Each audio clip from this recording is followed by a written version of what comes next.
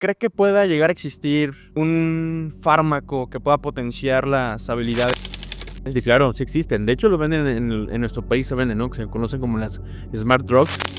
Ayuda a que la mente esté un poco más abierta, tienes mejor retención de la información, pero a largo plazo la información retenida se pierde. Otro tema que se me hace muy interesante es justo la depresión. Después hacen muy virales estas personas, por ejemplo el cantante de Linkin Park, que fue muy sonado, porque a veces es difícil reconocer cuando una persona verdaderamente está deprimida. El problema de la depresión es que un síntoma muy cuidadoso que tenemos que tener en cuenta es que las personas con depresión pueden tener o hacer su vida de manera normal en el primer plano, muy superficial, pero cuando las personas con depresión manifiestan el síntoma de desesperanza, son las personas que tienen alto riesgo de suicidio.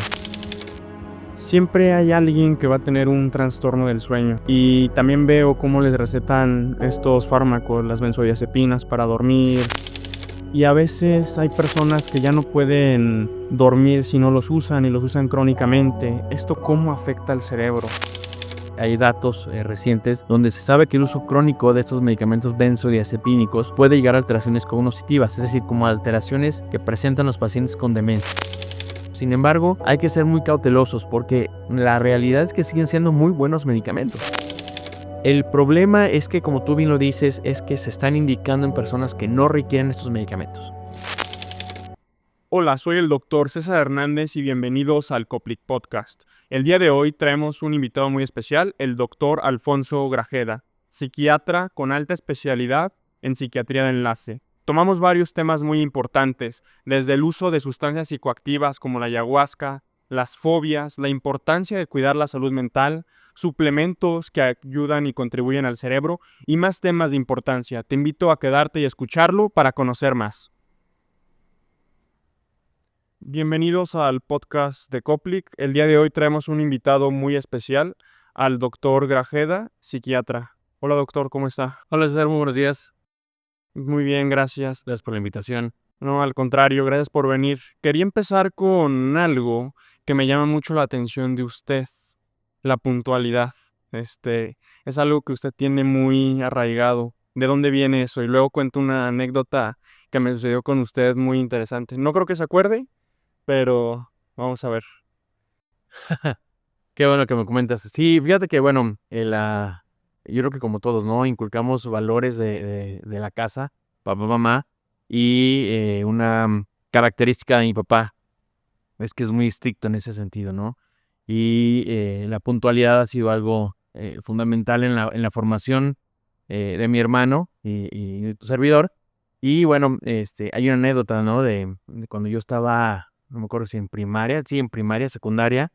Él quedó de pasar. En ese tiempo, la Plaza Tangamanga era el punto de reunión de los adolescentes, ¿no? Y entonces fuimos al cine con mis cuates de la secundaria y él quedó de pasar por mí, no me acuerdo a qué hora, 7, 8 de la noche, y pues resulta ser que yo no estaba ahí, ¿no? No estaba en la puerta y se fue. Llegué yo a las 8:10 y ya no estaban por ahí, entonces tuve que regresarme caminando a la casa y, y pues sí, llegué y reclamé, ¿no? ¿Por qué no pasaste por mí? Y me dijo, yo estaba por ti al 5 para las 8 y no saliste.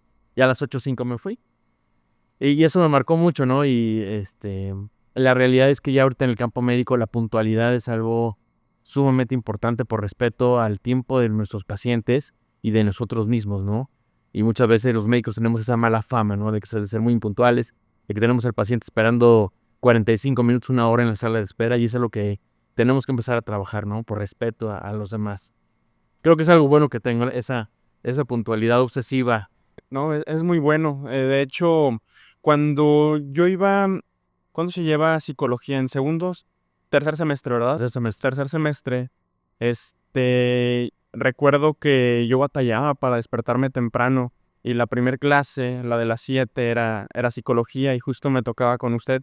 Y en un examen llegué como 10, 15 minutos tarde y recuerdo que no me dejó presentarlo porque llegué tarde, pero después de eso en mi vida volví a llegar tarde. O sea, creo que es algo bueno porque quizás si no hubiera tenido esa experiencia, hubiera continuado llegando tarde y como dice, o sea, eso luego se permea y crea malos hábitos en uno, ¿no? No me acordaba, César. No recordaba. Pero sí, es parte de la parte de la formación de la medicina, ¿no? Sí, justo. Y tomando eso, ¿cómo es que decide ser médico? ¿Y tuvo algunas influencias o por qué decidió este camino? Fíjate que influencias no, en mi familia no hay nadie que se dedique a la medicina. Mi papá es psicólogo, es terapeuta de familia, mi mamá es trabajadora social, sí, y yo viví en un ambiente, yo crecí en un ambiente donde mi papá trabajaba en el sistema DIF estatal, él daba psicoterapia en las tardes, y mamá como trabajadora social en el Instituto Mexicano del Seguro Social.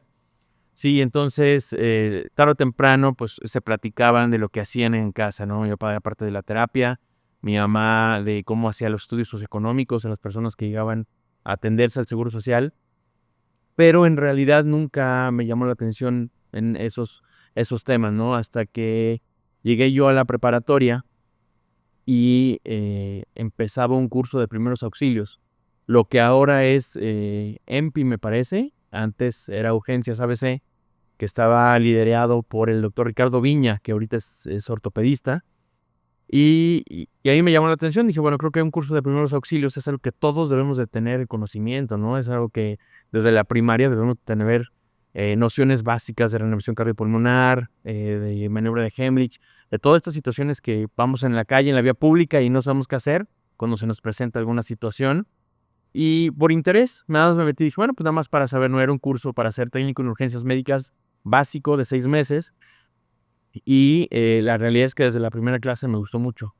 Sí, me empezó a llamar la atención las prácticas, las clases de anatomía, de fisiología, yo estando en preparatoria, ¿sí? Y empecé el curso, terminé el curso, me titulé como técnico en urgencias médicas básicas y empecé a hacer guardias. Mis compañeros iban al antro en la preparatoria los viernes, los sábados en la noche y yo era feliz haciendo guardias en la ambulancia, ¿no? Muchas veces sin el permiso de mis papás, porque como era menor de edad, pues tenía que tener una carta notariada, ¿no? Para subirme a las ambulancias, ¿no? Porque es un vehículo de urgencias, de emergencias, y la vida de los paramédicos está en riesgo, ¿no? En cada servicio que se aplica hay mucho riesgo. Ahorita ya lo entiendo, en esa edad no, tenía 16, 17 años, pero era una sensación de adrenalina por ir a atender los llamados de urgencia y ayudar a las personas que en algún momento lo necesitaban. Y así fue, y después tuve la oportunidad de irme un año de intercambio a Estados Unidos, en el último año de la preparatoria, y tuve la oportunidad de hacer el curso de técnico en urgencias médicas intermedio, y me colé, por así decirlo, en 911. Y entonces estuve trabajando también de ilegal en las ambulancias ahí en el servicio 911, un cambio radical, ¿no? Del servicio de urgencias que tenemos en nuestro país a los Estados Unidos. Y bueno, la verdad es que yo me quería quedar a vivir allá, sí, estaba yo fascinado con el ambiente de los paramédicos, los bomberos, los policías, todo este espectáculo que hacen, ¿no? Para la atención prehospitalaria que hacen en Estados Unidos. Pero, nuevamente, ¿no? La influencia familiar. Dijo, y no, pues es que si te quedas allá vas a ser paramédico, vas a ser técnico como tal. Y realmente mi sueño desde que empecé con este curso de primeros auxilios era estudiar medicina. Y entonces recapacité como buen adolescente, me costó mucho trabajo esta cuestión de la rebeldía. Y dije, ¿sabes qué? Pues sí, tengo que regresar. Yo quería estudiar medicina en la Facultad de San Luis Potosí, en la Universidad Autónoma. Y entonces regreso, termino el último año de preparatoria en el químico biológico y fue cuando entró a la Facultad de Medicina. Ok, y bueno, ahorita que me comenta, o sea, psiquiatra, ¿cómo has, o sea, de estudiar medicina a ser psiquiatra, incluso ahorita que me comenta lo de urgencias, o sea, por ese antecedente yo diría, no, a lo mejor se va a ir por el lado de urgencias o algo por el estilo, ¿no? ¿Por qué la psiquiatría? Fíjate que sí, muy interesante. De hecho, yo cuando entré a la Facultad de Medicina, yo estaba muy interesado en las cuestiones de los protocolos del ACLS, sí, toda la cuestión de cardio, sí, estas cuestiones hemodinámicas. De hecho, en el segundo año de la carrera, tuve la oportunidad de tener una beca por la Universidad Complutense de Madrid y en mis vacaciones de la facultad, saliendo de primer año a segundo, salir de vacaciones y entrar rapidísimo al segundo año, estuve haciendo un curso de hipertensión arterial en la Universidad Complutense de Madrid y entonces yo iba enfocado a eso, ¿no? En el tercer año con el doctor Márquez, que en paz descanse, hicimos un trabajo de miocardiopatía chagásica que lo presentamos en un congreso internacional Nos fue bien, no ganamos los primeros lugares, la realidad, pero nos fue bien, fue muy buena experiencia para mí. Entonces yo iba focalizado a cardio. De hecho, llegué al internado con ese pensamiento de estudiar medicina interna y luego hacer cardiología. Pero en el servicio social yo me casé con la idea de mis antiguos maestros de la vivencia de tener el servicio social en un pueblito, ¿no? En una comunidad. Y así lo hice. Estuve en el municipio de Coscatlán, sí, que está inmerso en la Huasteca Potosina, y empecé a notar muchas cuestiones en salud mental y que a ciencia cierta a mí realmente no me gustaba psiquiatría. Yo saqué 6 en psiquiatría en el curso, ¿no? Y no me da pena decirlo porque realmente era una materia que pues, no me interesaba, yo iba para medicina interna. Pero estando ya en la práctica, empecé a escuchar a pacientes con retraso mental, pacientes con epilepsia, pacientes con esquizofrenia, con trastorno bipolar, pacientes con ideación suicida, pacientes deprimidos, pacientes con uso de sustancias, y entonces me empezó a llamar la atención, pero yo seguía con el afán de medicina interna y cardio. Para mi buena suerte, y lo digo buena suerte, en ese tiempo, para ser médico en la Universidad Autónoma de San Luis Potosí, el examen final era con sinodales, era un examen oral, ¿sí? Entonces había un sorteo donde tú acudías a la facultad y te daban el nombre de 3 sinodales. Y mis 3 sinodales en ese tiempo fue el doctor José María Hernández Mata, sí, psiquiatra, maestro mío muy querido, el doctor José Noyola, que en paz descanse, exdirector de la facultad, gastroenterólogo, y el doctor Alcocer, que es cirujano vascular. Y bueno, cirugía vascular yo sí le sabía, le entendía, me gustaba. Gastro me gustaba porque también me gustaban mucho las cuestiones de medicina interna, pero psiquiatría no. Sí, entonces cuando vi el nombre del doctor Hernández Mata, pues entró la angustia neurótica, ¿no? Y entonces a ponerme a estudiar psiquiatría, pues que... Porque tengo una experiencia con el doctor Hernández Mata, yo llevando psiquiatría, él me sacó una vez de su clase, por andar platicando, ¿no? Y entonces pues te quedas con esa idea de alumnado, ¿no? Es que este maestro se acuerda de mí porque me sacó, porque echaba relajo con su clase, porque no lo escuchaba, porque llegaba tarde, ¿sí? Y entonces regreso a Cuscatlán a mi servicio social y empiezo a estudiar mucho psiquiatría. Empiezo a estudiar el Current, el CTO, en ese tiempo no había guías de práctica clínica, y a la hora del examen, que fue un 6 de febrero, recuerdo muy bien esa fecha, resultó ser que me fue muy bien en las preguntas de psiquiatría. Y el exdirector de la facultad, el doctor Noyola, en paz descanse, me comentó, oye, él fue una influencia muy grande de él, ¿no? Me dijo, oye, se te da muy bien la psiquiatría, entiendes muy bien aspectos que un médico general no entiende de psiquiatría. Y el doctor Hernández Mata sintió su respuesta, ¿no? Y entonces regreso, dijo, oye, pues sí sé psiquiatría, y empecé a comprender el efecto de los fármacos, ¿no? Fluoxetina, valproato, clonazepam, ¿sí? Y cómo los pacientes, cuando se regulaban bien los tratamientos, empezaban a mejorar. Y aprendí hasta el servicio social, casi en los últimos meses de mi servicio social, que la psiquiatría es una especialidad sumamente resolutiva. Una idea que yo tenía totalmente en lo contrario, ¿no? Y entonces dije, no, pues, ¿sabes qué? Vamos a darle a psiquiatría. Es una especialidad interesante, es una especialidad que tiene mucho campo de acción. Y fue como me decidí, presenté el examen nacional de residencias y obtuve la plaza que yo quería estudiar aquí en San Luis, en San Luis Potosí. Hay una anécdota, la Facultad de Medicina es facultad de medicina justamente por los posgrados, y el primer posgrado en nuestra facultad es la especialidad de psiquiatría. Sí, entonces nuestro primer posgrado en San Luis Potosí, y la realidad es que tiene muy buen renombre la especialidad de nuestro estado a nivel nacional, ¿no? Tanto que lo vemos que nuestros R4 de psiquiatría, cuando quieren hacer subespecialidades en algún instituto nacional, ¿sí? O en el extranjero, son muy bien recibidos por la calidad que tenemos en la enseñanza en nuestra sede. Ok, y después decide hacer psiquiatría de enlace, ¿correcto? Hago psiquiatría aquí en San Luis, en la clínica Bernardo Neumann, con el aval de la Facultad de Medicina de la Universidad Autónoma de San Luis Potosí. Y durante la residencia, durante los 4 años de la formación, bueno, ves varios aspectos de la formación del psiquiatra general, como psiquiatría infantil, del adolescente, terapia de familia, de pareja, adicciones, ¿sí? Esquizofrenia, trastorno bipolar. Y en el R4, en el último año de la especialidad, tenemos una rotación obligada a los institutos nacionales, y yo tuve la oportunidad de estar en el Instituto Nacional de Nutrición Salvador Subirán, y encontré esa unión que existe de la medicina con la psiquiatría, que también yo tenía en el pensamiento que existe un divorcio entre la medicina y la psiquiatría. realmente me di cuenta al estudiar psiquiatría de enlace que la psiquiatría está muy pegada a la medicina más de lo que imaginamos. Y pues de igual modo, ¿no? Me llamó mucho la atención esta subespecialidad. Yo quería estudiar trastorno bipolar en el Instituto Nacional de Psiquiatría, Ramón de la Fuente, pero estando ya sumergido en la psiquiatría de enlace, en la psiquiatría del Hospital General, pacientes con cáncer, pacientes post-trasplantados, pacientes en protocolos, en pacientes de perinatología, por ejemplo, pacientes cardiovasculares, regresa mi amor por la cardio, ¿no? Requieren mucho apoyo psiquiátrico.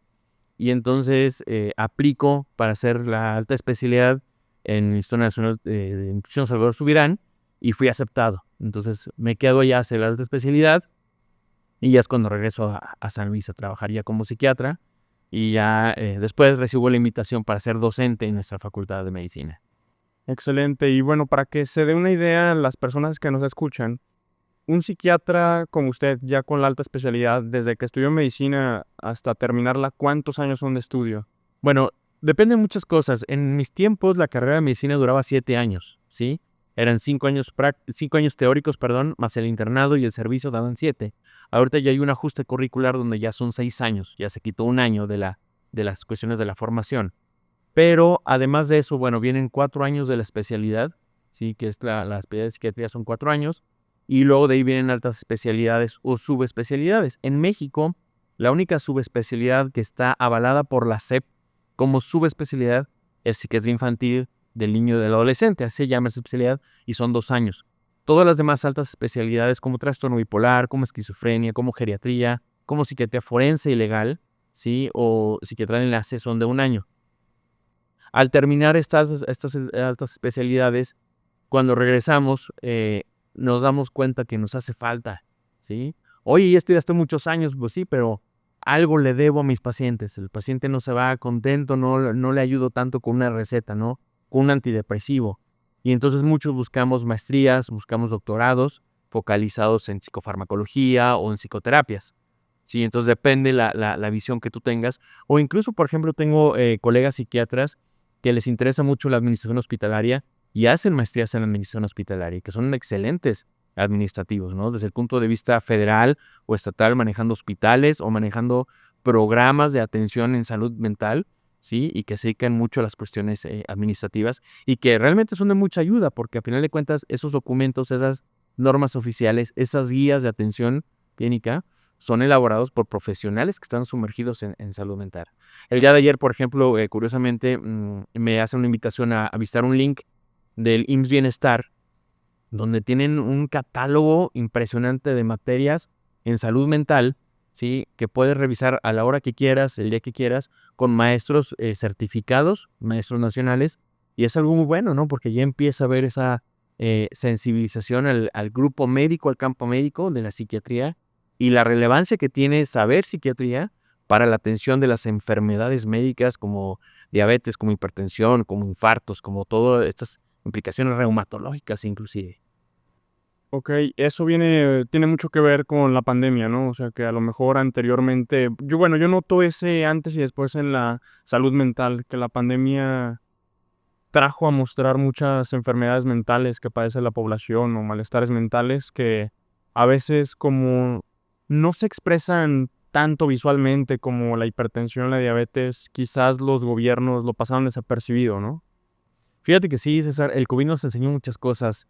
De primera mano, el aislacionismo que tuvimos, ¿no? Como seres humanos somos, por definición, somos seres sociables. Podemos ser a veces un poco antipáticos, asociales, no convivir, pero realmente como parte del reino animal, tenemos que vivir en socialización. Entonces, a la hora de que nos empiezan a aislar, empezamos a tener datos importantes, un crecimiento importante en los datos afectivos, principalmente de ansiedad, ¿sí? Aunado a la incertidumbre por el diagnóstico. Realmente no sabíamos qué estaba pasando en el mundo. La gente se moría por cuadros respiratorios y entrabas al hospital y no sabías si tu familiar, si tú mismo podías regresar a casa. Y eso generó muchísimas alteraciones en el patrón del sueño, en el afecto, en los hábitos, ¿sí? Rompió los esquemas desde ir a trabajar, desde levantarte a las 5 o 6 de la mañana, pues ya el home office, el tomar clases remotas, hacía que despertaras a las 8 de la mañana, te pasabas un gel rápido por el cabello y ya estabas conectado, ¿no? Entonces, toda una rutina se rompió con la enfermedad del COVID, ¿no? Después, curiosamente, en los aspectos epidemiológicos, viene una transición, como la curva epidemiológica, pero de ansiedad hacia depresión. Y la ecuación nos da para esto, porque la depresión aparece cuando empezamos a tener en las consultas de psiquiatría pacientes que pierden su trabajo, pacientes que pierden sus ingresos económicos, pacientes que pierden a sus familiares queridos, que no se pudieron despedir con ellos, que no tuvieron la capacidad de elaborar sus duelos ante estas pérdidas, ¿sí? Y entonces todo esto empezó a generar desde manera aguda datos de mucha ansiedad y de mucha depresión. Sin embargo, hoy lo que vemos ya algunos años ya después de esto, existe una entidad que es el long COVID, el COVID crónico, ¿sí? Y cada día nos enseña más cosas. Los pacientes que cursaron con COVID, los que cursamos con COVID, podemos manifestar alteraciones en la memoria, en la atención, ¿sí? En los estados de ánimo, personas que no tenían ningún factor desencadenante para depresión, por ejemplo, empiezan con trastornos depresivos importantes asociados a las cuestiones del COVID, ¿sí? Entonces, el COVID sigue estando presente, vamos a vivir con él, tenemos que aprender a vivir con el COVID y tenemos que estar alerta porque pueden manifestarse otros signos y síntomas que a lo mejor hoy, por el tiempo que llevamos, no los hemos visto. Sí, a lo mejor en 5 o 10 años podemos encontrar etiologías en salud mental dadas por COVID. Ok. Y justo sobre eso que trajo también la pandemia, el auge de las redes sociales. Por ejemplo, ¿estas cómo influyen o cuál es su opinión tanto positiva como negativa? Porque es muy sabido, ¿no? En la población joven, que a veces aparentan cosas sobre redes sociales, están muy pendientes de los likes, los comentarios, y eso puede repercutir, ¿no? De forma ya sea positiva o negativa, ¿no? Claro, esto existe en una susceptibilidad para que pase esto. Me preguntan mucho en las escuelas, por ejemplo, que si los videojuegos son malos. Pero realmente no hay una evidencia científica de que nos hablen de que los videojuegos sean malos. Oye, pero es que es un juego muy violento, ¿no? Call of Duty, por ejemplo, ¿no? Pues sí, es un juego bélico donde tienes que tener misiones militares, ¿no? Pero no significa que el juego sea malo per se.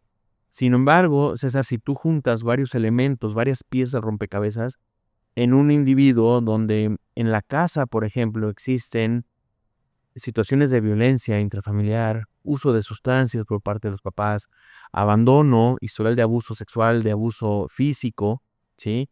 Donde este estudiante, este alumno está sin un control académico, no hace ejercicio, tiene hábitos inadecuados y juega este tipo de juegos, videojuegos, puede ser que sí nos dé eh, esta respuesta de que esta persona pueda tener algún dato de psicopatología.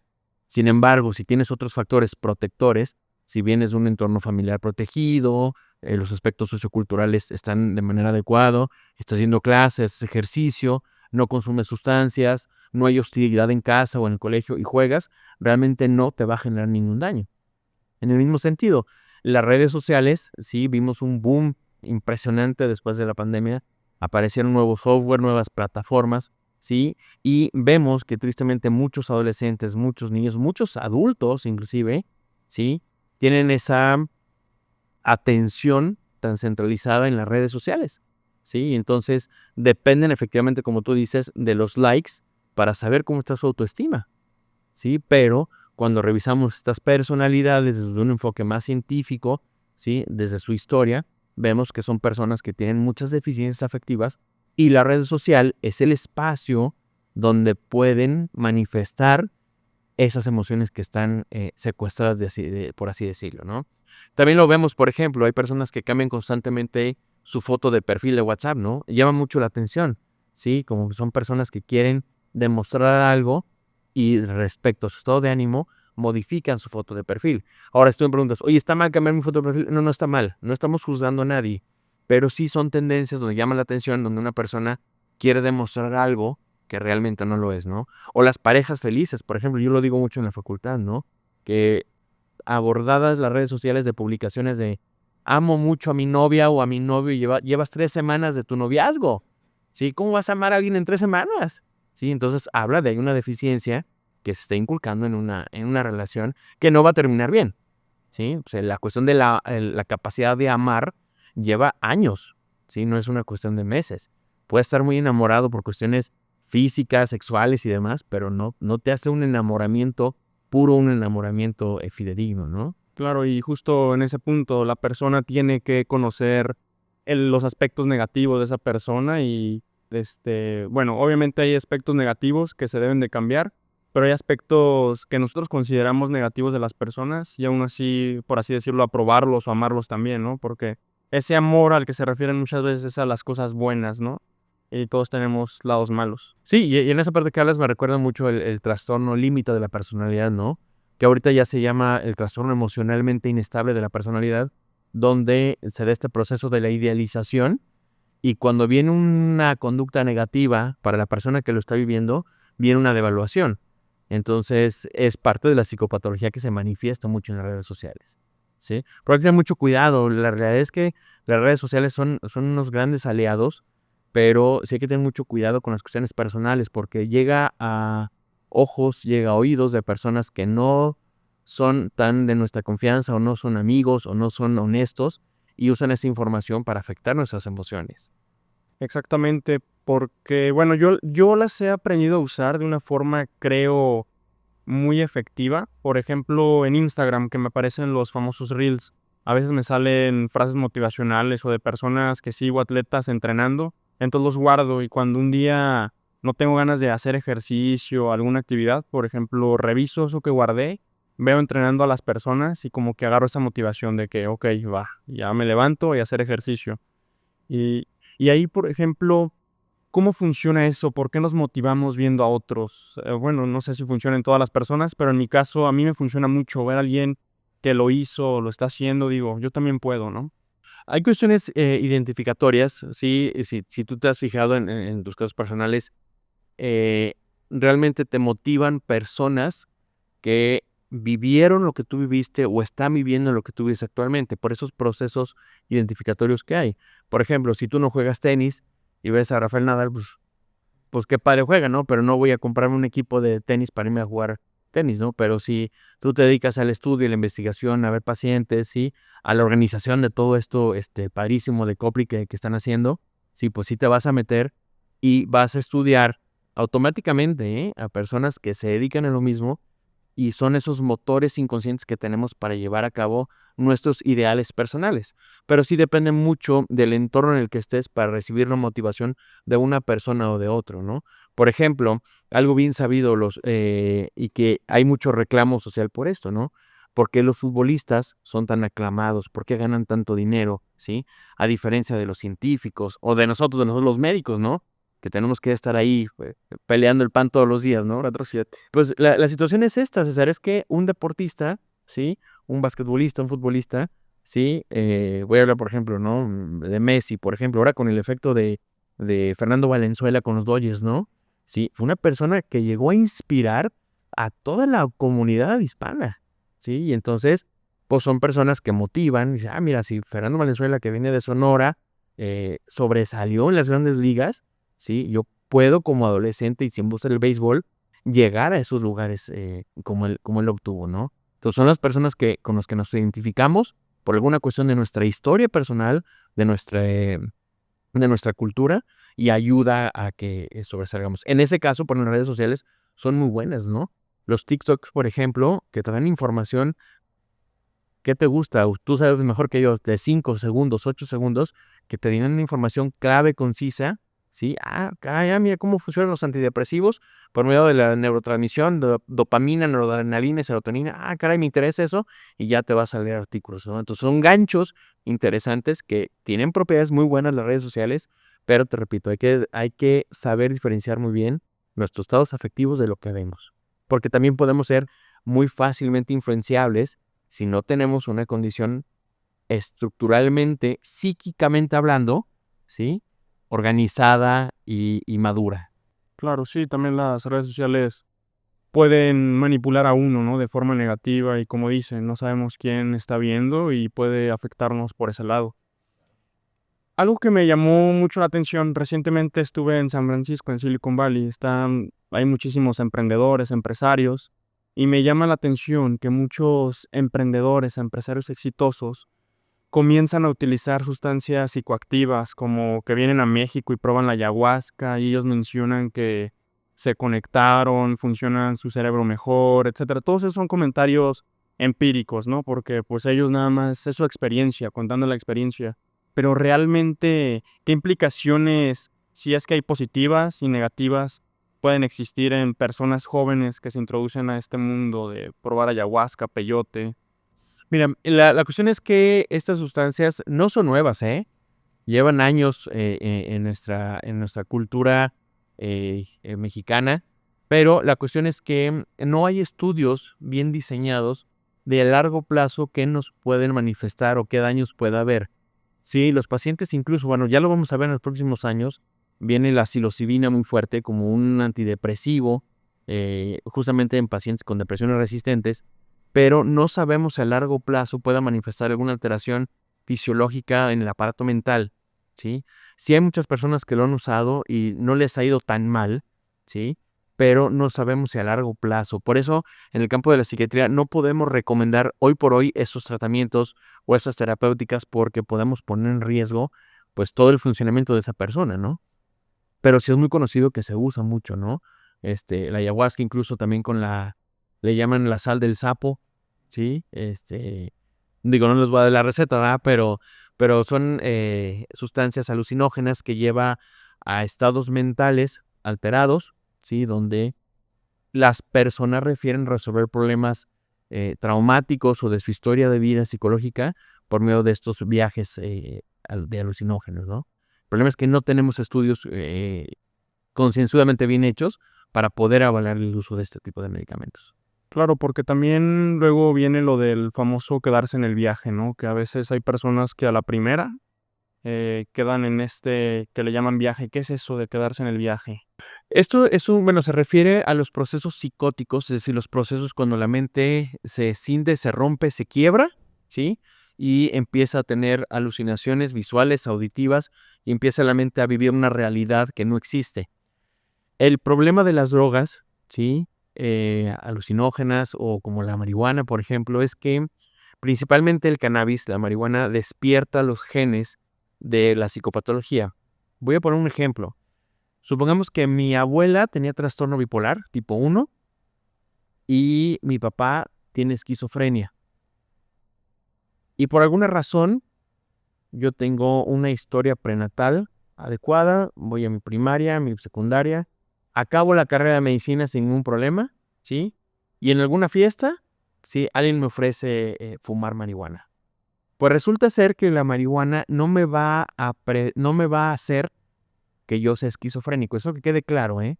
Porque hay personas que fuman marihuana, llevan 40 años fumando marihuana y no han hecho un cuadro psicótico. Depende mucho de la vulnerabilidad genética que tengamos para desarrollar un cuadro psicótico. Las personas que se quedan en el viaje, cuando realizamos la historia clínica, una historia muy bien hecha, vemos que algún familiar tuvo un cuadro psicótico. Entonces, este tipo de sustancias, principalmente la marihuana, hace que se despierten esos genes y se active la enfermedad. Es decir, yo pude haber estado sin ningún dato de esquizofrenia toda mi vida porque no probé la marihuana. Pero el día de hoy que pruebo la marihuana, puedo tener ese brote psicótico y quedar psicótico, ¿sí? Ese es un gran problema. Si se llegara desde el punto de vista político a legalizar la marihuana, ¿sí? En nuestro país, se nos viene un gran problema a los psiquiatras. ¿Por qué? Porque somos muy pocos psiquiatras en el país y la legalización de la marihuana va a abrir muchos cuadros psicóticos de personas que no están psicóticas, ¿sí? De personas que no han manifestado ningún tipo de psicopatología en su vida, pero la marihuana está muy bien estudiado, muy bien demostrado que puede hacer eso. Depende de la vulnerabilidad de la genética que tengamos individualmente. Sí, yo tomo mucho el ejemplo de Estados Unidos, que es legal en ciertos estados como California. Y me preguntaba esto, ¿no? Ya hay mucha evidencia que también la neuroplasticidad, se puede generar hasta los 24, 25 años, y hay adolescentes de 21, 22 años consumiendo este tipo de sustancias, y veo que no hay como esa regulación que usted menciona de que, ok, primero el cerebro, bien sus conexiones neuronales, 25 años en formarse, y se hará un estudio de una historia clínica mínimo de saber, oye, ¿tienes familiares con enfermedades mentales o brotes psicóticos? Creo que ahí ese es un problema grandísimo, ¿no? Sí, claro, por esta parte del neurodesarrollo que bien comentas, nosotros creemos que a los 18 años dejamos de madurar, pero realmente no, ¿sí? Hay estudios que nos hablan de que hasta los 23, 24 años sigue existiendo sinapsis que se están creando, esta neurogénesis afectiva, cognitiva, en la corteza cerebral, en las regiones amigdalinas, donde hay que tener mucho cuidado con esos cerebros porque en ese proceso de maduración, cuando uno empieza con el consumo de sustancias, alcohol, marihuana, tabaco, cocaína, ¿sí? Puede afectarse ciertas conexiones sinápticas, que a final de cuentas las conexiones sinápticas es la estructura básica del aparato cerebral para nuestras funciones de la vida diaria. Ok. Por ejemplo, independientemente de quien nos está escuchando, hay muchos jóvenes estudiantes, muchos de medicina, que quizás por curiosidad quieran probar estas sustancias. Usted, o sea, no podemos evitar eso, pero usted qué recomendaría mínimo que se hagan la historia clínica, que investiguen sus antecedentes personales de estas cuestiones o... Bueno, la parte aquí fundamental es que, como tú bien dices, no podemos controlar este consumo que sabemos que existe en nuestros adolescentes, en nuestros jóvenes, pero sí, yo creo que lo más importante es primero que la persona que piense consumirlo, que investigue bien, ¿sí? Porque muchas veces la información que tienen las personas que consumen estas sustancias de primera vez no tienen información adecuada, ¿sí? Entonces dicen, no, pues como es natural, como es hierba, no va a pasar nada. No, pues sí pasa. Sí pasan muchas cosas, ¿no? Entonces, ya cuando tengas una plena conciencia de los riesgos que puede conllevar el uso de las sustancias, ¿sí? Entonces, pues ya dependerá de cada quien usarlas o no. Pero sí, la realidad es que hay mucha desinformación por estas vías de las redes sociales, por ejemplo, donde no hay una adecuada información. Estaba viendo ayer un TikTok, de hecho, donde una persona en Nueva York hablaba de lo mal que nos hace el café, ¿sí? Y entonces dice que es lo peor que podamos hacer, ¿no? E incluso hasta propone un tratamiento de desintoxicación a la cafeína. Cuando científicamente sabemos que el café tiene propiedades antioxidantes, sí, que te recomiendan tomarte 3 cafés al día. Claro, el café puro, no con leche, ni con crema, ni con esa cosa que le ponemos ahí, ni con crema chantilly, ¿sí? Porque ayuda a prevenir enfermedades demenciales, ¿no? Entonces hay mucha desinformación. Entonces el chiste es que encontramos la información más certera para que pues tú decidas como individuo consumir o no, sabiendo los riesgos que esto te va a conllevar, ¿no? Problemas financieros, problemas familiares, problemas académicos, laborales, ¿sí? Entonces, esa es la parte que sí tenemos que analizar, ¿no? Porque realmente un solo consumo puede cambiar la vida de las personas. Exacto, sí, y también justo para hacer la investigación de todo este tipo de sustancias para el podcast, me empezaron a salir anuncios de que viaje a tal estado de México para el viaje con un chamán, con ayahuasca. Yo digo, ¿qué onda con eso? O sea, si tan así ya lo quieren normalizar y, o sea, ¿qué implicaciones a la salud tiene eso, no? O sea, y claro. Y la realidad es que no hay regulaciones, ¿eh? No hay regulaciones en las redes sociales de todo esto, ¿sí? Y hay un gran mercado atrás de todo esto, ¿no? Porque no son retiros que vas a ir gratis, ¿no? O sea, hay una parte económica fuerte, pero pues que a largo plazo tiene consecuencias, ¿no? Tengo la triste experiencia de tener 3 pacientes que recuerdo que se fueron a Nayarit, sí, y regresaron en estados psicóticos. Y entonces, como, oye, pues, ¿qué pasó? En la última consulta, ¿todos bien? Ah, pues sí, doctor, no le platiqué que fuimos a un retiro. Y el retiro, a ver, platícame cómo es el retiro, ¿no? Pues sí, hay consumo de sustancias, sí, y se lavan las manos los instructores cuando pasan esas cosas, ¿no? Entonces, muchas veces tenemos que llegar a internar en hospitales psiquiátricos a estas personas, sí, porque tienen esta experiencia con la ayahuasca, ¿sí? Repito, no a todos, pero cuando les da muy fuerte y hay que tener con tratamientos antipsicóticos, unos 3, 4, 5 años para poderlos ayudar. Claro, y el problema que veo como que se está romantizando. Luego salen ciertos artistas que consumiendo esas sustancias escriben tal canción y los inspiró, o personajes famosos que escriben libros, dicen, no, si no hubiera consumido esta sustancia, no lo hubiera escrito, o justo los empresarios, ¿no? Que pude resolver este problema y crear este producto. Por ejemplo, el de creo ChatGPT. Él también hizo su viaje a México, prueba ayahuasca o peyote, no recuerdo, y menciona de que si no hubiera consumido esta sustancia, a lo mejor no lo hubiera creado. Entonces dices, te están vendiendo una falsa idea, no porque a ellos les funcione, quiere decir que tú vas a crear algo, una masterpiece, ¿no? De lo que sea. Y sí, claro. Sí, sí, claro, y depende mucho también de la vulnerabilidad. Y también, si nos vamos a revisar ese tipo de personas que tienen esta creatividad, sí, pues son personas que desde niños manejaban estos niveles altos de creatividad. O sea, estas sustancias lo único que hacen es como destapar ciertas regiones, pero si tú tienes, por ejemplo, una condición neurológica y quieres probar la ayahuasca, no vas a poder crear algo como ellos lo crearon, ¿no? Depende mucho de los factores del coeficiente intelectual, del funcionamiento, de la dinámica de tu familia, de quién eres realmente tú para tener estos efectos positivos en algún momento agudamente, pero no te asegura nada, esa es la realidad. Ok. ¿Ha visto la película de Sin Límites? Que Sí, claro. justo, ¿cree que pueda llegar a existir un fármaco que pueda potenciar las habilidades? Quizás, bueno, supongamos que ese punto es, bueno, no, es muy ficticio, pero ¿hay medicamentos que puedan potenciar las Sí, habilidades? claro, sí existen. De hecho, lo venden en nuestro país, se venden, ¿no? Que se conocen como las smart drugs, ¿sí? Que se les llama, desde el punto de vista científico, potenciadores cognitivos. Entonces, lo que hacen estos medicamentos es que a la hora de ingerirlos, ¿sí? Ayuda a que la mente esté un poco más abierta, tienes mejor retención de la información que lees, que escuchas o que ves. Y en el campo universitario es algo que nos preocupa mucho porque muchos alumnos, como venden estos medicamentos sin recetas, ¿sí? Los consumen para los exámenes, presentan los exámenes, acreditan sus exámenes con 6 o con 7, pero a largo plazo la información retenida se pierde. Ese es un gran problema de estas smart drugs porque en un inicio, las primeras 48 horas sirven para retener información, pero después no se quedan almacenadas, perdón, en la memoria a largo plazo. Para que nosotros como seres humanos retengamos la información a largo plazo, debemos de tenerla por lo menos 3 meses. Si tú lees, César, por ejemplo, hoy un artículo y lo quieres poner en práctica, hazte un examen a los 3 meses de lo que leíste hoy. Si no aprendiste nada, si tu examen sacaste cero, no, pues fue una atención a corto plazo, ¿no? A mediano plazo. Pero si tú logras contestar en 3 meses, esa información ya queda a largo plazo y jamás se te va a olvidar. Ese principio justo es el que seguimos en Coplik, ¿no? De si ya le estás invirtiendo tiempo a algo en estudiar, que valga la pena. O sea, ¿por qué lo vas a querer recordar solo un día o 48 horas? Recordarlo de por vida, ¿no? Y en medicina, en los estudiantes de medicina es bien común que hay muchos pseudos TDA, TDAH, para poder recibir medicamento como el metilfenidato.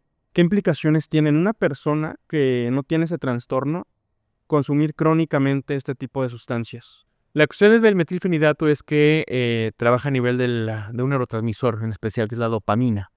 Y cuando no existe el diagnóstico de TDA, propicia una estimulación del sistema nervioso central, ¿sí? Desde una parte aguda de las primeras tomas puede haber eventos cardiovasculares, puede haber picos de hipertensión arterial, sí puede haber taquicardias, puede haber muerte súbita inclusive, ¿no? Por estas cuestiones cardiovasculares, pero a largo plazo se sabe que las personas que no tienen TDA o que están mal diagnosticados y que toman este medicamento de por vida pueden llegar a tener problemas de adicción a este medicamento. Sí, como es un estimulante del sistema nervioso central, no pueden empezar su día sin estos estimulantes tan fuertes, ¿sí? La realidad es que esto da mucho miedo porque las personas que tienen TDA se les hace el diagnóstico, se les da este medicamento y viven con ese temor, ¿no? Por eso nuestra chamba como psiquiatras es hacer muy buenos diagnósticos clínicos. El TDA se diagnostica clínicamente. Hay muchos charlatanes que te piden una resonancia magnética, un electroencefalograma para denunciar TDA, ¿no? Y el TDA es clínico, es decir, por medio de la entrevista que hacemos los psiquiatras, por medio de la historia de la evolución académica, social, conductual, desde los antecedentes perinatales, de los antecedentes de los familiares, podemos hacer un diagnóstico muy adecuado de TDA. Y obviamente el metilfenidato sigue siendo hoy por hoy el mejor tratamiento en el mundo, ¿sí? Que podemos dar con personas que tienen TDA. Y hay TDA en el adulto y hay TDA en los niños y adolescentes. Ok.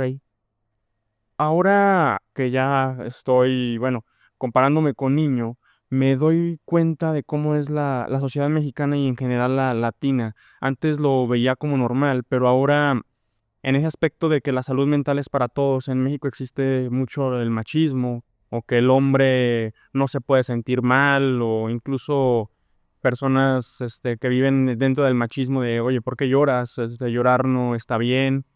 ¿Cómo ha ido cambiando esa evolución? Que ya lo veo que la sociedad comienza a cambiar, ¿no? Estas nuevas generaciones se atienden, si hay problemas, incluso con la pareja, con los amigos o propios, dicen, tengo que ir a tratarme, ¿no? Fíjate que mucho, si nosotros revisamos actualmente las cuestiones, los números de la epidemiología, vamos a ver que el sexo femenino casi siempre liderea los trastornos psiquiátricos. Pero hay que saber leer bien lo que leemos, ¿sí? Porque, mira, es que las mujeres son las que más se deprimen, las mujeres son las que más tienen ansiedad o las que más tienen estrés postraumático. Pues sí, porque eso está reportado, porque ellas en un inicio son las que primero buscan la atención psicológica, psiquiátrica o médica. Y los hombres, por estas cuestiones socioculturales, no vamos al médico. Y al psicólogo menos y al psiquiatra ni se diga, ¿no? ¿Por qué? Porque yo soy machista, yo soy hombre y tengo que aguantarme y no puedo estar triste, no puedo estar con ideas obsesivas, no puedo estar ansioso. Tengo que aguantarme y mejor me echo una caguama o me echo una cheves o me echo un cigarro para calmarme, que son conductas sumamente habituales, sumamente que adolecen de alguna cuestión de salud, ¿no? La cuestión es que ahorita los esfuerzos académicos de las personas tomadoras de decisiones políticos en las escuelas, por ejemplo, ya empieza a haber materias en salud mental, ¿sí? Cuidados de nuestra propia salud mental, hábitos saludables de nuestra salud mental, como el sueño, por ejemplo, ¿no? El uso de pantallas, de televisiones. Ya empieza a haber en las primarias, en la educación básica, ¿sí? Esta sensibilización, ¿sí? A las cuestiones de los afectos, de las emociones, que hay emociones que son normales que podamos tener, pero hay otras que nos llevan a disfuncionar. Entonces, esta parteaguas, esta abertura que existe actualmente en las escuelas, en la educación básica, en la sociedad, ha permitido que empiece a haber, porque todavía no existe mucha igualdad en las condiciones de atención en salud mental para tanto como hombres o para mujeres.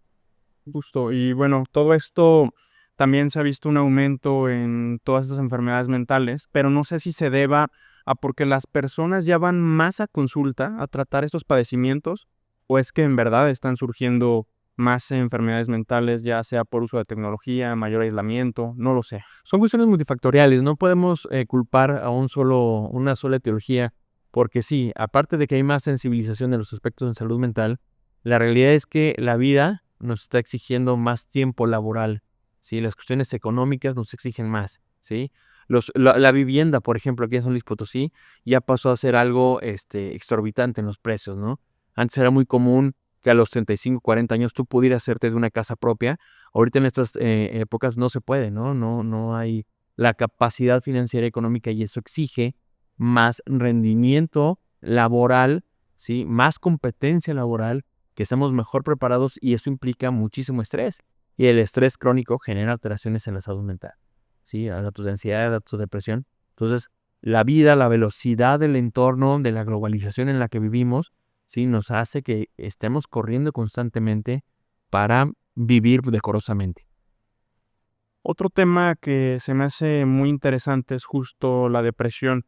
Después hacen muy virales estas personas que un día, por ejemplo, el cantante de Linkin Park, que fue muy sonado, que semanas antes daba conciertos, se tomó fotos con su familia, sale sonriendo y unos días después es suicidio, ¿no? Se suicida.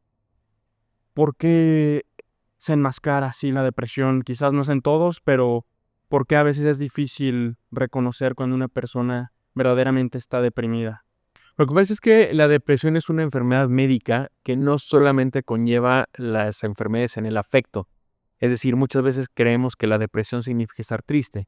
La tristeza es una emoción natural. Todos en algún momento podemos estar tristes y no necesariamente necesitamos un tratamiento antidepresivo o acudir a psicoterapia por la tristeza, sino que es algo normal. El problema de la depresión es que conlleva aspectos donde empezamos a disfuncionar en varios aspectos, desde la planeación, ¿sí? La concentración, la atención, ¿sí? Y un síntoma muy cuidadoso que tenemos que tener en cuenta es que las personas con depresión pueden tener o hacer su vida de manera normal en el primer plano, muy superficial, pero cuando las personas con depresión manifiestan el síntoma de desesperanza, es decir, que no ven una esperanza en su futuro, una motivación el día de mañana, ¿sí? Son las personas que tienen alto riesgo de suicidio. Entonces puede ser que este cantante pudo haber tenido mucha estimulación por parte de su trabajo, de los conciertos, de la música, de su familia, de sus amigos, pero a final de cuentas en su mundo interno le estaba viendo un infierno, por eso deciden esa parte, ¿no? Del suicidio. Un caso, por ejemplo, también respecto a esto es el caso de un DJ, Avicii, no sé si lo conoces, ¿sí? Él también consumó el suicidio y cuando vemos su historial, él de los 365 días del año trabajaba 360. Sí, era increíble. Estaba tocando en Las Vegas, por ejemplo, una noche y en la otra noche ya estaba en Nueva York preparando otra fiesta. Entonces, es una autoexigencia que se ponen estos artistas que llega un momento donde hay un desgaste emocional tan fuerte, sí, que llegan a esta triste decisión, ¿no? De consumar el suicidio. Para el público en general, detectar como estas llamadas de auxilio silenciosas, ¿cómo las podría identificar de que alguna persona cercana esté sufriendo por esto? Nosotros en el campo de la clínica psiquiátrica tenemos que evaluar aspectos como la conducta, los aspectos de la socialización, del afecto y del funcionamiento global de la persona, ¿sí? Si nosotros, por ejemplo, vamos a tomar un punto en estudiantes universitarios, empezamos a ver que un compañero nuestro que tiene un rendimiento regular, un rendimiento normal, deja de ir a clase, ¿sí? Llaman la atención, ¿no? Oye, le hablas, ¿cómo estás? No, ¿estás enfermo? No, ¿estás en el hospital? No, pues aquí estoy nada más así. Entonces empieza a ver datos y ¿sabes qué? Pues dejó de venir a clase, o en el examen sacó muy mala calificación, o tenemos ya vienen las posadas, ¿no? Viene una reunión y se puso hasta las manitas de borracho o de borracha, ¿sí? Ah, caray. Empieza a ver datos que no pertenecen a su funcionamiento de su personalidad. Y entonces son los datos de alarma, dices que estás bien, sí, amigo, amiga, oye, ven, vamos a escuchar a ver qué traes, cómo está tu familia, cómo estás tú, cómo te sientes frustrado por la carrera o no estás haciendo lo que te gusta, y entonces ahí podemos empezar a dilucidar si realmente existe un dato de psicopatología, ¿sí? Pero es justamente esa parte, cuando conocemos a alguien y su funcionamiento empieza a decaer. Oye, pues ¿sabes qué? Pues llevo dormido todo el día. ¿Cómo? Pues César se levanta a las 5 de la mañana todo el día, todos los días. No, pues son las 10 y sigue dormido. Aguas. Sí, empieza, oye, espérate, ¿por qué? No, y dejó de comer o bajó de peso, sí, o está subiendo mucho de peso. Son cosas que tenemos que llevar la atención, ¿no? Y que como familia y como amigos tenemos que detectar. Oye, pues, ¿sabes qué? Te noto muy irritable, ¿no? Te noto muy enojado ahora en la fiesta o en la clase. Estás muy poco tolerante. ¿Qué onda, no? Y muchas veces, pues está enojado, ya, así, o anda mal hoy, ¿no? Pues no, hay que investigar por qué estás irritable, por qué estás enojado, por qué estás con flojera, por qué no has ido a hacer ejercicio, y es parte de tu rutina, ¿no? Ok. Sí, todas esas cosas son que a veces, quizás una vez, ¿no? Puedes decir, ok, pero si ya se empieza a ser constante un comportamiento diferente, pueden sonar como llamadas de alarma. He escuchado a varios divulgadores, la verdad no desconozco si sea real, que quizás sí tenga que ver por la fisiología el hacer ejercicio, que ayuda bastante a la depresión. A veces mencionan que incluso igual que los fármacos. ¿Esto es cierto? Sí, claro. Está muy bien demostrado. Tanto el ejercicio como la socialización tienen un efecto tan importante, clínicamente hablando, como los antidepresivos, ¿sí? Entonces, no es válido una persona que esté en un tratamiento de psicoterapia o en un tratamiento psiquiátrico que como médicos no le recomendemos hacer ejercicio. El ejercicio es fundamental para todos, pero debemos hacer todos los días, sí, un ejercicio intenso de más de 45 minutos porque tiene propiedades ansiolíticas y antidepresivas. Entonces, si nosotros logramos llegar a los pacientes y darles un muy buen tratamiento de psicoterapia, una muy buena dieta, que también es bien importante, ¿no? La dieta mediterránea, por ejemplo, se ha visto, en comparación que eso es muy baja en carbohidratos, en harinas, ayuda a mejorar los estados cognitivos por también la riqueza en el omega 3, ayuda a eso. Entonces, si tú a un paciente con depresión le das un muy buen antidepresivo, una muy buena psicoterapia, logras que haga ejercicio diario, ¿sí? Y con suplementos de omega 3, el paciente tiene mejor pronóstico para su depresión y evitas nuevos eventos depresivos. Sí, el ejercicio es formidable, es la mejor medicina que puede haber hoy por hoy. Ok.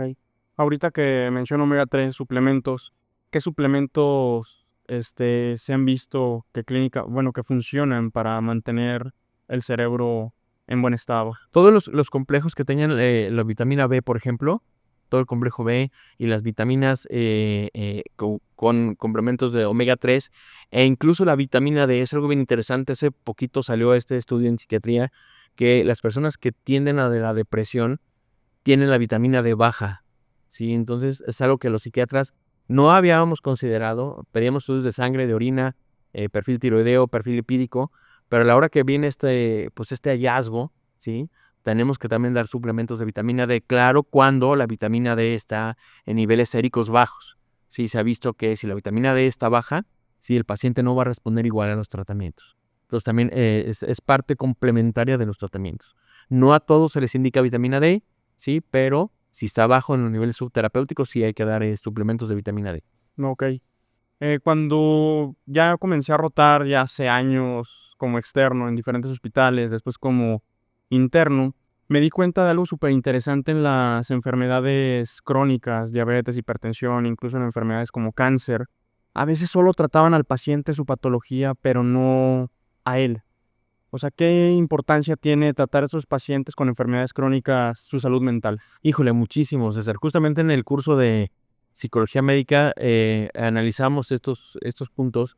La enfermedad per se, la enfermedad que tú gustes y mandes, quirúrgica, una enfermedad médica crónica, genera una alteración en el ciclo de vida del ser humano. Es decir, el estar enfermo de algo rompe psicológicamente tus planes de la vida diaria. Las enfermedades crónicas, por ejemplo, la diabetes, la hipertensión, la insuficiencia renal, ¿sí? Hacen que tengamos cierta dependencia a los tratamientos, a nuestros médicos. Vamos a poner ejemplo de una persona que tiene insuficiencia renal crónica, que se tiene que hemodializar, que tiene que ir a hemodiálisis 3 veces por semana, que mínimamente se va a dar 2 horas y media, ¿sí? Ya reestructuró toda su vida por esas sesiones de hemodiálisis. El sentirse que tiene que estar conectado a una máquina por más de 2 horas y media, 3 veces a la semana, genera implicaciones psicológicas importantísimas. Pierde la independencia como ser humano, se pierde la invulnerabilidad, ¿sí? Y genera, curiosamente, eso es lo que hace la psiquiatría de enlace. Tratamos a estas personas porque se ha demostrado que cuando hay eventos afectivos relacionados con alguna enfermedad médica, el paciente tiende a tener peores pronósticos. Es decir, no es lo mismo tener una persona con insuficiencia renal crónica con depresión a no tenerla con depresión. Le va a ir muchísimo mejor a la persona que está enferma sin depresión a la persona que está enferma con depresión, ¿sí? Los pacientes que van a ser sometidos, por ejemplo, a trasplantes de médula ósea son pacientes que tienen que estar aislados 3, 4 semanas, 6 semanas en un hospital, ¿sí? Y esto genera, pues imagínate, estar aislado un mes en un hospital, ¿sí? Donde nada más tienes acceso vía remota a tus familiares, seres queridos, ¿sí? Y entonces esto genera datos importantes de ansiedad. Entonces, por medio de las intervenciones de psiquiatría enlace, ayudamos a que el paciente logre estar en esta estancia hospitalaria lo más tranquilo que se pueda para que el trasplante se dé de mejor manera y no haya un rechazo del injerto, ¿sí? Entonces sí tiene muchísimo que ver. Justamente es lo que hacemos en los hospitales generales, pacientes con enfermedades crónicas, con enfermedades agudas, ¿sí? Tratar la parte afectiva y emocional, que es sumamente importante en todas las enfermedades que existen. Ok. Mencionaba sobre el sueño. He visto entre población general, amigos, familiares, siempre hay alguien que va a tener un trastorno del sueño. O sea, es algo muy común. Y también veo cómo les recetan estos fármacos, las benzodiazepinas para dormir, llámese clonazepam, diazepam, etcétera. Y a veces hay personas que ya no pueden dormir si no los usan y los usan crónicamente. ¿Esto cómo afecta al cerebro? Fíjate que, bueno, contestando tu pregunta, ¿cómo afecta el cerebro? Sí lo afecta. Hay datos recientes donde se sabe que el uso crónico de estos medicamentos benzodiazepínicos puede llegar a alteraciones cognitivas, es decir, como alteraciones que presentan los pacientes con demencia, ¿sí? Es muy sonado este efecto de las benzodiazepinas a largo plazo. Sin embargo, hay que ser muy cautelosos porque la realidad es que siguen siendo muy buenos medicamentos, ¿sí? Ayudan a desensibilizar las regiones amigdalinas del cerebro, por ejemplo, que son las que tienen que ver con los sistemas de alarma, de alerta, de supervivencia, que ayudan a controlar y a que las personas tengan mejor calidad de vida. El problema es que, como tú bien lo dices, es que se están indicando en personas que no requieren estos medicamentos. Las personas que no pueden dormir, que por la razón que tú quieras, tienes que revisar si primeramente no hay una enfermedad médica de algo, de lo que sea. Hipertiroidismo, por ejemplo, ¿no? ¿Sí? O no hay dolor, ¿sí? ¿O existe alguna condición en la que realmente no se pueda atender su sueño adecuado? Si, por ejemplo, vives al lado de un antro, sí, pues claro que vas a tener alteraciones en el sueño, ¿sí? Pues tómate un clonazepam. No, pues es que esa no es la solución. Entonces, tenemos que hacer una muy buena historia clínica de cómo empezó la historia de las alteraciones en el sueño, porque muchas de las personas que tienen alteraciones en el sueño, curiosamente, o son personas muy ansiosas o son personas que tienen depresión. Y entonces el tratamiento no con antidepresivos, ¿sí? No con benzodiazepinas. Pero hay personas que tienen trastornos de ansiedad muy severos, donde sí hay que dar un antidepresivo y hay que coadyuvar algunas semanas con benzodiazepinas. Es decir, no son malos medicamentos, César, pero hay que saber cuándo dejarlos, a quién dejarlos y cuánto tiempo los vamos a dejar. El problema es que los pacientes abandonan sus tratamientos médicos, abandonan sus consultas médicas, consiguen el medicamento en el mercado negro, ¿sí? Y empiezan a automedicarse este tipo de medicamentos. Ahí radica el problema, no tanto en la receta médica, sino que radica el problema en que el paciente pierde la atención y dice, con clonazepam duermo bien, ya me la sé, no voy a pagar una consulta, ¿sí? Y entonces empiezo a consumir clonazepam sin una supervisión médica. Ese es el gran problema, pero siguen siendo muy buenos medicamentos. Yo no sé qué vamos a hacer en el campo médico cuando las restrinjan, porque hay una tendencia europea, justamente hace 2 semanas fue el Congreso de Psicofarmacología Europeo en Milán, ¿sí? Y hay una tendencia muy fuerte a querer suprimirlas, a quitarlas del mercado por estos conocimientos que hay de alteraciones cognitivas. Pero hay que saber muy bien a quién dejárselas y cuándo dejárselas. Por ejemplo, hay una condición psiquiátrica que se llama estrés postraumático, que son las personas que tienen algún evento de mucha angustia, de estrés, de violencia, de secuestro, de robo, ¿sí? Y entonces reviven constantemente la situación traumática que vivieron. ¿Sí? No lo recuerdan, lo reviven. Se le llaman flashbacks, son unas disociaciones mentales donde reviven ese escenario, donde tienen la percepción del olfato, la percepción táctil de ese mismo momento, aunque haya pasado hace una semana este evento traumático, ¿sí? Y lo peor que podemos hacer por ellos es darle benzodiazepinas, porque la benzodiazepina genera que no logren resolver el trauma. Sí, entonces hay que saber cuándo dejarlo o no. Oye, pero estoy muy ansioso y no duermo por mi estrés postraumático. Sí, pero no tú benzodiazepinas. Porque si yo te doy benzodiazepinas, voy a hacer que ese estrés postraumático se cronifique. ¿Sí? Entonces hay que ser muy cautos, hay que saber con quién dejamos el medicamento. Claro, sí, y ahí radica todo, o sea, el uso específico. Y pues para eso tienen que ir con un buen médico, porque quizás si no van con uno, va a ver la causa así luego y dice, tómate esto, ¿no? Sin investigar bien al paciente. Claro. Pero hay mujeres, por ejemplo, la interrupción, mujeres embarazadas, ¿sí? Que están cursando en el primer trimestre del embarazo, ¿sí? Tenemos medicamentos muy seguros, ¿sí? Por ejemplo, la sertralina, la fluoxetina son medicamentos muy seguros en el embarazo. Hay estudios observacionales en los países nórdicos donde habla que se ha asociado a malformaciones congénitas cardíacas, ¿sí?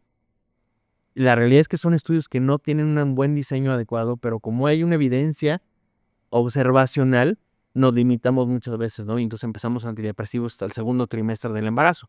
Si la mujer no tiene datos de depresión grave, si en el primer trimestre del embarazo la mujer trae ideas de suicidio, un funcionamiento inadecuado, que no está funcionando como debe funcionar, pues el riesgo del bebé está ahí presente y el riesgo de la mamá está presente. Entonces hay que dar medicamento sí o sí en el primer trimestre. Si tú ves que la mujer embarazada del primer trimestre está deprimida, pero no llega tanto a afectar su funcionalidad, sé cauto, espérate el segundo trimestre, ¿sí? Por beneficio del bebé y de la mamá. Entonces hay que hacer juicios clínicos muy, muy adecuados, ¿sí? Con la teoría, con conocimientos actualizados en la ciencia, en los medicamentos, para saber a quién le vamos a indicar los medicamentos. Ok. Ahora que estoy como en un viaje de autodescubrimiento, pues ya acabé la carrera, no seguí un camino tradicional, pues también me estoy aprendiendo otra vez a conocerme, a mi familia, a mis amigos, a más personas, y veo que hay una característica en común que la gran mayoría o quizás todos los humanos compartimos, las fobias. Uno nace ya con las fobias, se crean porque en sí, fobia podría ser igual a miedo y el miedo proviene a ver algo desconocido, ¿no? ¿Cuál podría ser algo sobre la génesis de las fobias? ¿O viene algo genético, inmiscuido, que vivimos? Bueno, desde el punto de vista psicoanalítico, sí, no médico, aclaro esto, la fobia es la representación de algo, Así de fácil lo mencionan el psicoanálisis. Y es una manifestación de un miedo, de un temor que conscientemente no podemos describir. Y entonces es más fácil que lo objetivice en algún insecto, en algún animal, ¿sí? Voy a poner un ejemplo y tiene mucho que ver con la psicología freudiana. Es que a lo mejor en la relación madre e hijo, ¿sí? La mamá, por ejemplo, es una mamá muy persecutoria, una madre con características esquizofrenizantes, muy controladora, ¿sí? Y entonces el bebé, el niño, empieza a crecer con esa aversión o ese odio a la mamá. Pero no podemos decirlo eso porque hasta culturalmente se oye feo, ¿no? Odiar a la mamá, no, ¿por qué? ¿Cómo crees, no? ¿Sí? Y entonces asocia a una araña, por ejemplo, a esa mamá, pero no esa mamá en su identidad, sino esa mamá en sus tratos, ¿sí? Y entonces, desde el psicoanálisis, repito, las personas que tienen fobia a las arañas pudiera ser la representación de la relación que tuvieron con mamá, ¿sí? Por eso es una respuesta sumamente inadaptativa cuando vemos a alguien que tiene una fobia, ¿sí? Es de rechazo, de miedo, de llanto, de córrele, de escápate de ahí, porque eso está representando un temor que me puede generar algún daño, ¿sí? Así como, por ejemplo, las fobias a otros animales son las representaciones físicas de algo que yo no puedo verbalizar, ¿sí? Hay otro tipo que es una fobia específica, que es, por ejemplo, cuando el temor a algo es desproporcionado a lo real, ¿sí? Es un ejemplo que yo pongo mucho en clase, ¿no? Sabemos que el método de transporte actualmente, lo más seguro que hay en el mundo es el avión, ¿sí? Oye, ¿los aviones se caen? Sí se caen. ¿Hay avionazos? Sí, sí se caen. ¿Tú te subes a un avión y se puede caer? Claro que se puede caer, ¿sí? Porque está en la realidad. Entonces, como se caen los aviones, mejor agarro un camión, ¿sí? Y me voy por vía terrestre. Sí, claro. Pero cuando tú analizas los datos de accidentes aéreos contra accidentes en vía terrestre, los de la vía terrestre son miles y miles y miles más que los de la vía aérea. Entonces, es más seguro volar que irte en coche, que irte en camión, ¿sí? Entonces, las personas que no se suben en el avión tienen un peligro desproporcionado a lo real, ¿sí? Pero ese es otro tipo de génesis, ¿sí? Porque las personas tienen una suposición de una catástrofe que realmente no va a pasar. Y ahí pasa también lo de justo ese efecto de desproporción. O sea, es raro que un avión se estrelle o choque o se caiga y por eso llama la atención. Es como ahorita los coches autónomos que chocan y si lo comparas en una proporción a los que manejan las personas, o sea, es insignificante, pero llama la atención porque casi nunca pasa y cuando pasa, Claro, y noticia, ¿no? yo no ni siquiera voy a ahorrar, ni siquiera voy a invertir en un carro automático porque pasa, pues sí, sí pasa, pero también pasa cuando tú no te fijas en el rojo que te pasaste, ¿sí? Entonces sí, son las cosas que llaman la atención porque es raro que pase.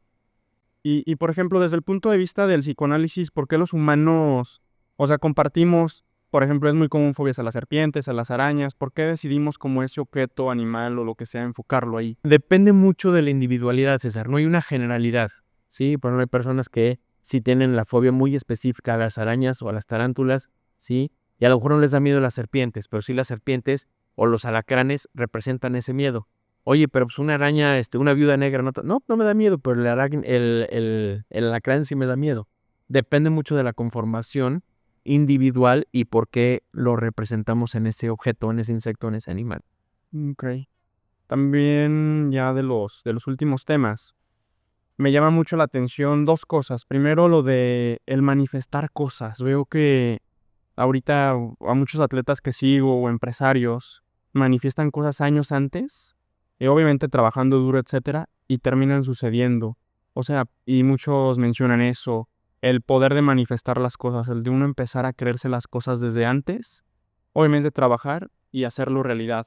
Eso en la mente, ¿cómo influye? El que tú transformes esa mentalidad. Bueno, esto tiene que ver muy bien con las cuestiones de la metapsicología, ¿sí? Donde tú, usan el término, ¿no? Decretar. Yo decreto esto, ¿no?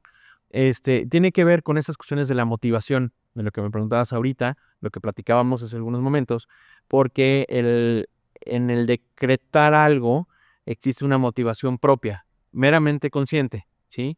Y entonces, cuando tú escribes lo que dicen ellos, es que tú escribes un sueño, por ejemplo, ¿no? Y lo guardas en la caja fuerte, donde tú quieras, donde nadie lo vea, ¿sí? Y después de 4, 5, 20 años lo ves, si tú fuiste fiel a esa convicción propia, puedes manifestarlo. Esto es muy común, por ejemplo, en las en los libros del secreto, creo que se llaman estas series, ¿sí? Donde las personas hablan de esas vivencias propias que tuvieron, metapsicológicas, de hacer una promesa propia, por así decirlo, y lograr esos resultados. Sí, pero tiene que ver mucho con esta motivación propia, no es una cuestión mágica, ¿sí? No es una cuestión de, ay, sí, si lo voy a decretar, voy a ser un gran empresario, por ejemplo, y en mi día a día me levanto a las 10 de la mañana, no soy productivo, pues claro que eso no va a pasar, ¿sí? Depende de qué personas lo hagan. Ahora, estos lo sabemos en las redes sociales porque son las personas que sí han tenido el éxito, pero ¿cuántas personas no sabemos que pues, decretan cosas pues, que no se logran, ¿no? Pues depende del esfuerzo diario. Y más del esfuerzo diario, César, yo tengo una creencia, ¿no? La disciplina, ¿sí? Si tú logras ser una persona disciplinada en cualquier campo, aunque no seas bueno, la disciplina te va a llevar al éxito. Sí, correcto. Porque, por ejemplo, ahorita yo con el proyecto ya llevo varios años siendo disciplinado y apenas empiezo a ver resultados muy fructíferos que digo, si me hubiera rendido en cuanto a ser constante en esa disciplina, no estaría recibiendo, claro, todos estos éxitos, ¿no? Sí, y va de la mano con la tolerancia a la frustración, ¿eh?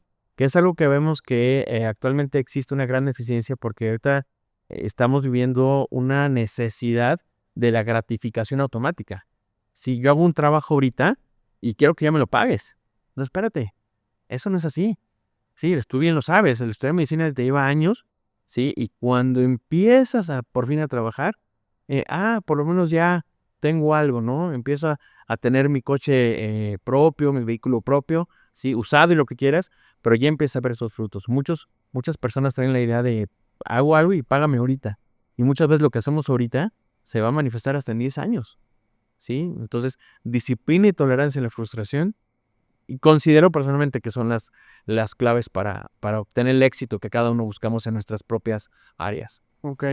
Y eso también me llama mucho la atención porque a veces analizo así personajes históricos y comparten ciertas características que uno los hace ser muy buenos o otros muy malos. Por ejemplo, Adolf Hitler, ¿no? Tiene una familia desproporcionadamente mala, no sabe tolerar la frustración. Y del otro lado tenemos personas famosas como Gandhi, que igual malos tratos, es mala familia, mucha frustración. Pero como que uno utiliza el dolor para hacer algo bueno y otro utiliza el dolor para crear algo malo. Eso ya viene genéticamente, o sea, porque a veces vemos a esas personas que comparten muchas características en común de lo malo, pero el cómo usaron eso malo es lo que hace la diferencia. ¿Eso podría venir genéticamente ya inmiscuido en el humano? Hay unos términos que se usan mucho ahorita, de hecho, en las redes sociales, pero la realidad es que no comprendemos bien realmente qué significan. Y es algo que desde el punto de vista de la psicoterapia se llaman mecanismos de defensa. Los mecanismos de defensa son conductas, maneras de pensar de nosotros mismos para evitar el dolor emocional, ¿sí? Y hay mecanismos de defensa muy primarios, muy primitivos, ¿sí? Como la escisión. Por ejemplo, los trastornos graves de la personalidad emocionalmente inestables, los limítrofes, por ejemplo, tienden a escindir, ¿sí? Por ejemplo, tú me caes muy bien hoy, César, ¿sí?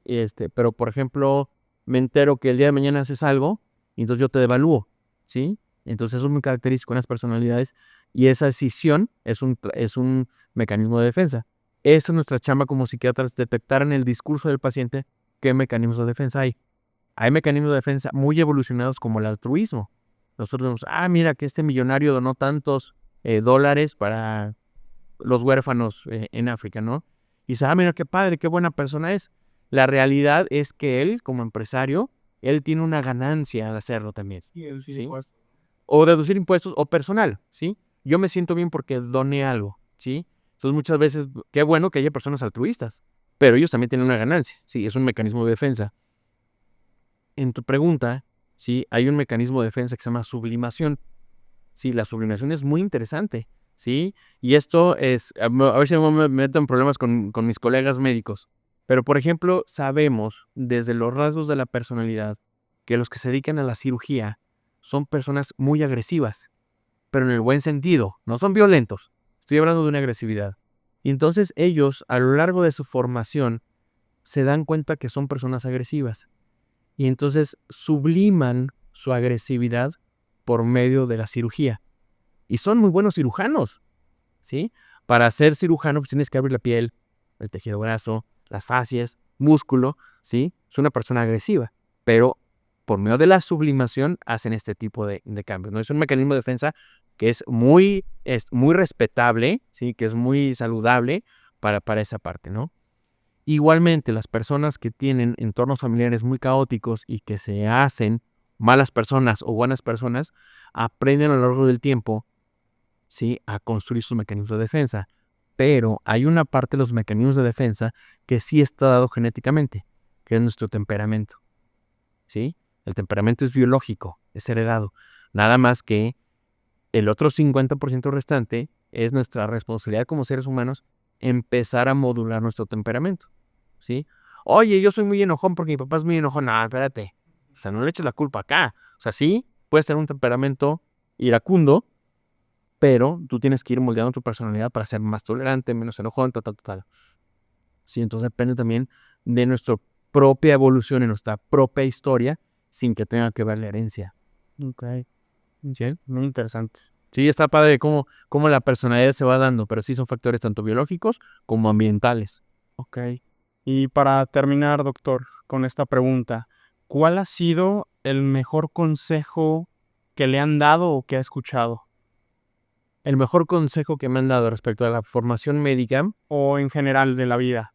No importa, ya sea del lado médico o en general para la vida. fíjate que esta parte, ¿no? De no rendirse. Sí, tengo un muy buen amigo, es investigador, el doctor Juan Mario Solís Delgadillo. Recuerdo mucho, somos cuates desde la secundaria, ¿sí? Él estudió Derecho y su doctorado en la Universidad de Salamanca.